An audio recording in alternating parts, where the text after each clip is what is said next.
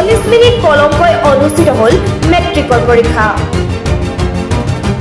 নগাঁও জিলাৰ কচুৱাৰ হিঙেৰিমাৰী হাইস্কুল পৰীক্ষা কেন্দ্ৰত 40 মিনিট পলমকৈ অনুষ্ঠিত হল মেট্ৰিকৰ পৰীক্ষা।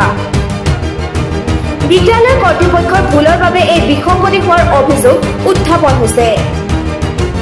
খবৰ অনুসৰি আজি সমাজ বিজ্ঞানৰ পৰীক্ষা আছিল।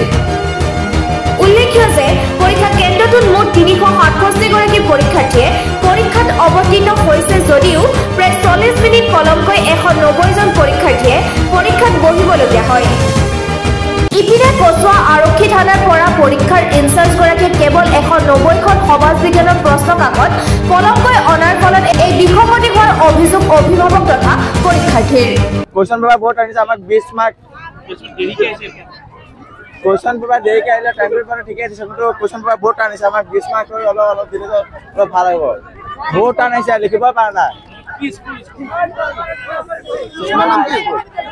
হাই স্কুল দেৰি হৈছে মানে কি কুৱেশ্যন কম আহিছিলে কৈছে ছাৰহঁতে। আমি কুৱেশ্যনটো দেৰিকে পাইছো সেইকাৰণে 40 মিনিট এইটো শংকৰদেৱ এই হিন্দী মাৰি উচ্চ মাধ্যমিক বিদ্যালয়। আজি কি সাবজেক্ট পঢ়া? এই সোশ্যাল সায়েন্স। 40 মিনিট লেট হৈছে। মানে কিয় লেট হৈছিল? প্ৰশ্ন কাকত বনোৱা কি হৈছিল নেকি? বহাই দিছে নে নাই? দিছে। কুৱেশ্যনটো আনিবলৈ দেৰি হৈছে যে এইকাৰণে।